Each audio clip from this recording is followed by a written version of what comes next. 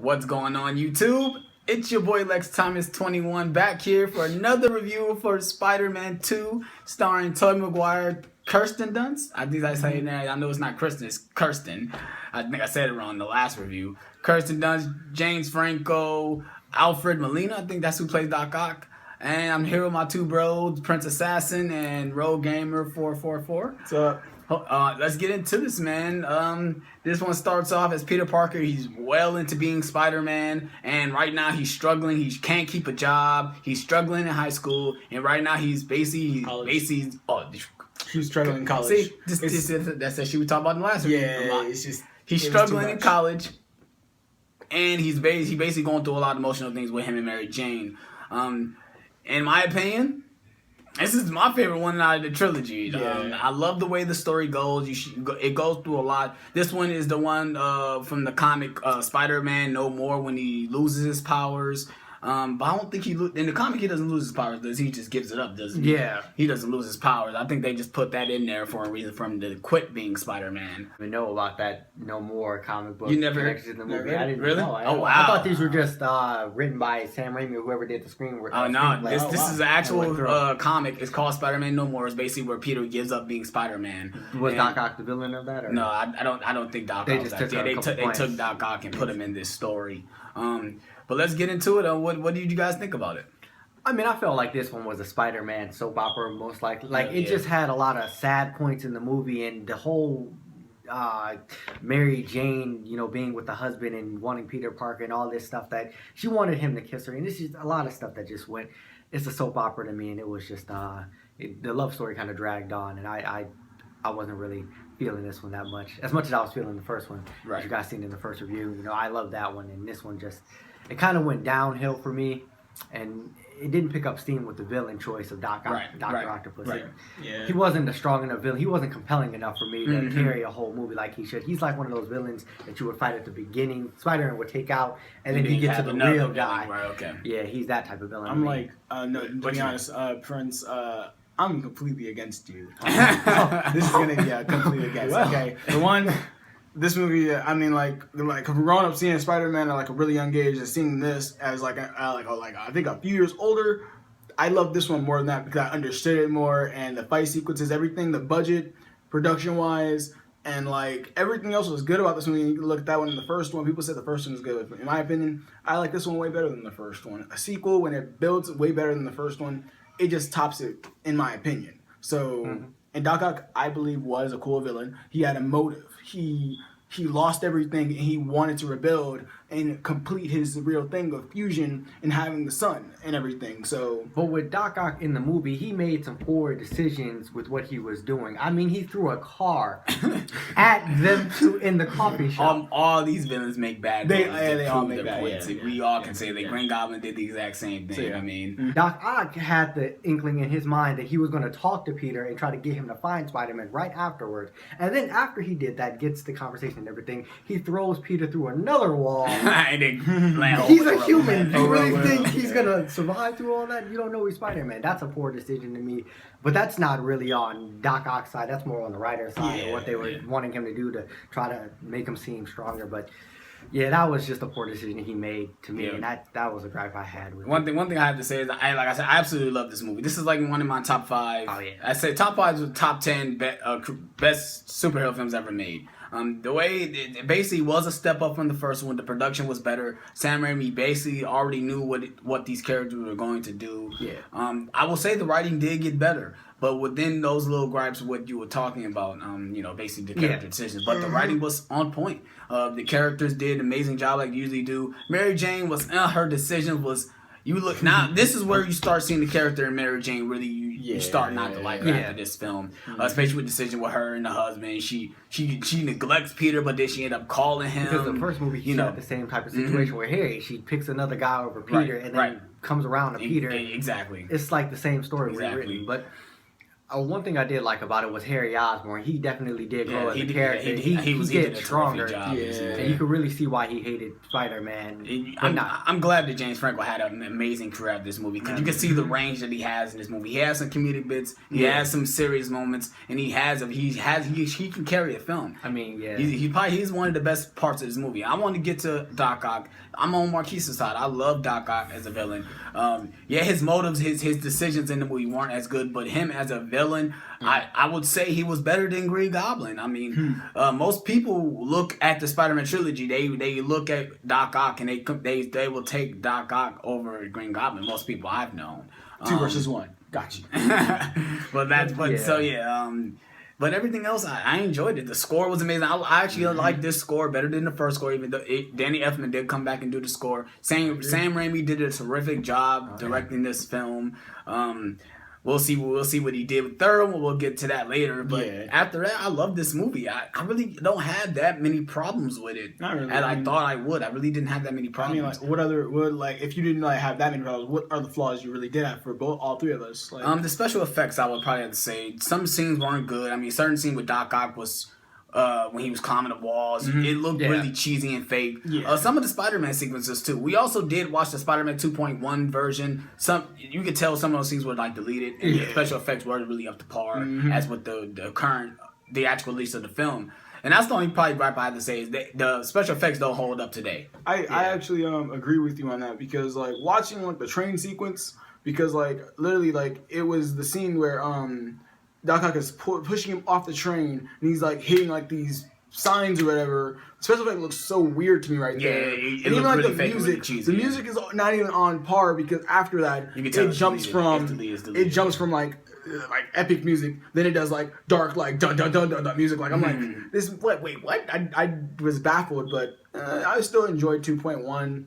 Other flaws were the Mary Jane thing, the way her character was written. It just felt like the character of Mary Jane was kind of put down for what she really is. Because I think in the comics, I don't think she really is like that. No. Mary Jane's more a stronger character in the comics. She's more by herself. She doesn't really go with Peter Parker. She doesn't care much about what Spider-Man's doing. That's not a part of her life.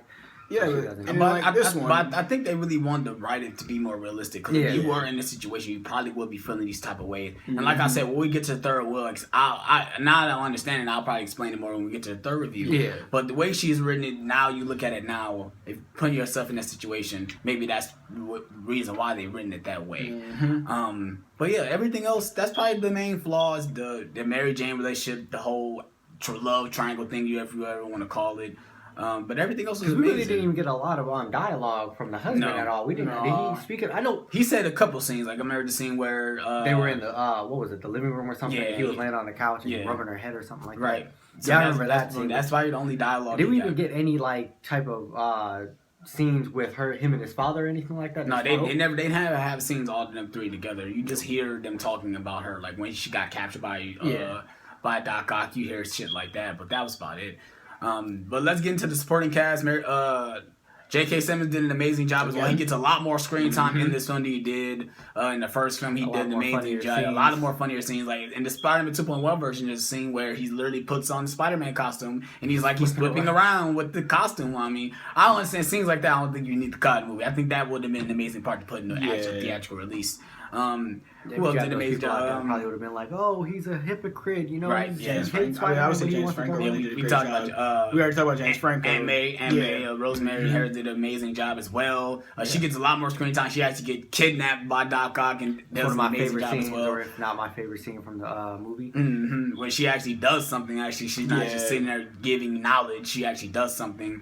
And I remember I watched the behind the scenes, and she was very happy to actually do something. She was excited. Regardless of how, I think she was 72 when this movie came out at the point in time. So, she was happy to actually get put up on wires and swing with Spider-Man and stuff like that. That's awesome. That's a nice sentiment. I like that. I didn't know about that before. I didn't either. There's a lot of things you can watch in behind the scenes. There's a lot of stuff they put in there that you wouldn't really know what's going on. But, But everything else, like I said, I love this movie. There's nothing else about it that I could really say bad about it. Tobey Maguire. You know, he did. I loved him as Spider-Man. There's certain scenes where he do seem like he overdo it with his crying. He looks like he's about to cry. Like his eyes water up and stuff like that. Like really? But with, like me and Darius just talking about, I would say this feels less comic book than the first movie. I mean, it's a lot darker. Yeah, it doesn't feel more colorful.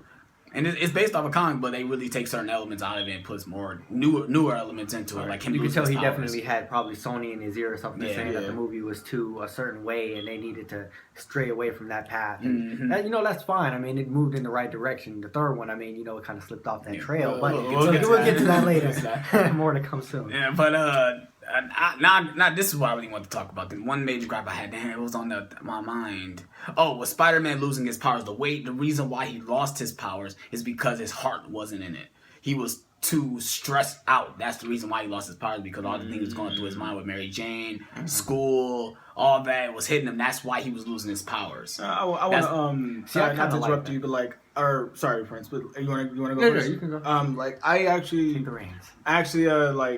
Like that because it showed realism for Spider-Man. Like, imagine being a superhero, but he's like a superhero, but he's human as well. He lives on a daily life. So being Spider-Man, he has to go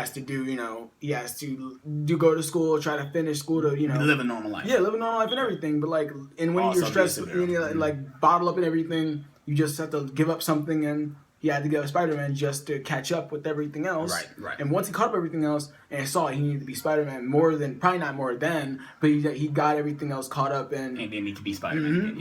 I love. Let's get to favorite scenes. One of my favorite scenes is basically the montage after he loses his powers. The rain drops are falling on my head scene. Yeah. That scene was so hilarious. He's basically like a nerd again. It's hilarious, man. He's then trying to fix his bike and then tire falls. So hey, you giant. That seems like seriously. I would say this movie's a lot funnier than the first film, in my opinion.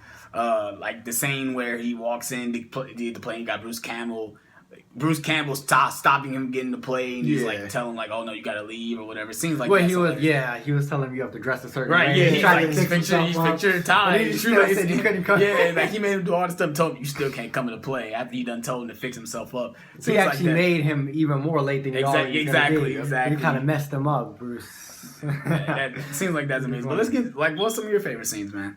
I mean, the bank scene was probably my strongest scene that I liked. I mean, I liked how Dr. Octopus, Peter Parker and his Aunt May was just sitting over there trying to get a loan or whatever. And then he's over there right place at the right time. I love how those scenes set up. Like, he's always in the place where the big bad villain's about to do something really evil. Right. It's always great. And I love the Aunt May scene. Mary Jane has the coffee shop scene where he finally got his powers back. That was a really strong scene to me. He's just like sitting there with her, and then he gets his spider sense back.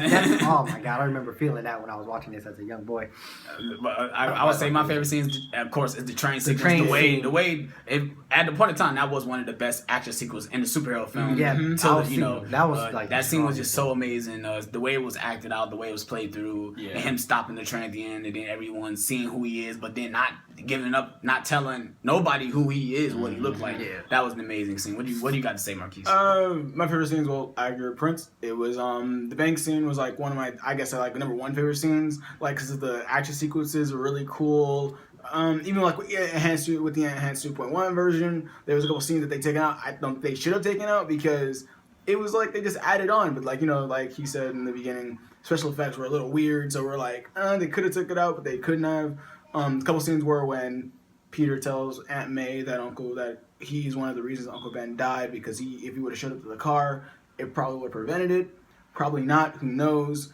But that was a really powerful scene. Literally, I felt like, felt Aunt May's pain right there, because she literally the way she looked away. The way she looked like at she was just like walk away. Just disappointment. It was amazing. One might have to be when he the cafe scene or the where he came back and he just had to just. Oh no! When he took the suit from Jonah Jameson, he just starts going on like, I want him strung up, I want him all this. He's basically ranting like, I'm glad he's back and everything, because we all know deep down he's glad he's back, because the city going up and everything. He's like, we need our web swinger back, but you know, and all that in his montage, and then the train scene, leading into the train sequence. Like, I loved it, but I loved it more than I didn't like it more than I liked the bank scene. So one more thing I liked was Dr. Octopus as a character. The fact that he was a villain, he was so evil at the beginning, doing the craziest things, hurting just random people for no reason, seriously. But he was and also then at the likable, end, though. at the end, he gets his mind back, his consciousness, and he sacrifices himself for the greater good to save the New York City and the rest of the populace. That's something that actually goes to what happened in Superior Spider-Man comics. He had basically gave Spider-Man back his consciousness so he could save the day, because he knew at the end of the day he wasn't strong enough as a person to do what Spider-Man could do. And that's something that I really like about Dr. Octopus. That's from the comics to the movie. But actually, the Superior Spider-Man comics was like 2014, and that was like that's the newer. Yeah, that's that's newer. stuff. But Dr. Octopus still same character. yeah, but I guess So like I like that. That kind of like falls to his like little saying. But when he was taking the thing, like he won't die a monster, but he died a hero because he saved certain things about Dr. Octopus so. just travels through all the different mediums. Yep. Right. I like So that about I him. like them better than Green Goblin. I'm not gonna lie, I like them better. Green Goblin was a huge dick. I just like the crazy. He's like the craziest. I think you like it because he reminds you of the Joker a little bit. So Biggest Joker fan. I'm guilty as charged. I'm all sorry. Green right, Goblin. let us. All right, we're gonna get to some scores. I give it a 9.5 out of 10, man. I'm not gonna give it a full 10 because they do have some minor flaws, but I give it a 9.5 out of 10. What's your scores, boys? I give it a 7. I give it a 7. It's just 1 under the 8 that I gave the first one. I mean, at the same time, like I said, I had a couple problems with it, but that's just me being the way I am and how I choose my villains and stuff. So there's nothing against the movie as a whole. I mean, the movie was a great movie, obviously. Right. It did really well, but like I said, it's just the certain little nitpicks that I had with it that would lower the score for me. Right. I feel like you guys are gonna hate me for this. I gotta say that it's a 10 out of 10 for me. Oh, I ain't gonna hate you for it, man. I give it 9.5. You just taking it a 0.5 point over me. It's giving. I'm getting because it's seriously just it overhauls the first movie like way better than I think. Way better than I could comprehend as a kid when I was watching it. And and even like it had more funnier scenes. It had better budget. It had a better production. It just felt way better. It was just what we needed for Spider-Man. Even though it took away the comic book feel, it added the movie feel. Yeah, it added what it was. And it made it more of movie. a soap opera with the love. Yeah, love it. Triangle that's true. situation. That And is then the true. whole wedding. All that is you true. really didn't need any of that. So I'm giving it a 10 out of 10. 10 out All of right. 10. So that's our review for Spider-Man 2. Hope you guys enjoyed it. Like I said, these guys' links for their channels will be in the description below. Go ahead and check their channels out. They upload gameplay vlogs, gaming news, live streams, all that jazz. So I'll do the exact same thing. Go ahead and subscribe to my channel as well. More Spider-Man reviews will be coming since Civil War is coming. I also will be doing Batman reviews. Those will be coming soon since Batman vs Superman is coming. I'm trying to power these out as quick as I can. Because I don't really have all the time in the world to do this. So hope you guys enjoyed it. Please slap the like button. Please subscribe for more. And Spider-Man 3 review will be coming out later tonight or tomorrow. Let's get into this. We out. Peace.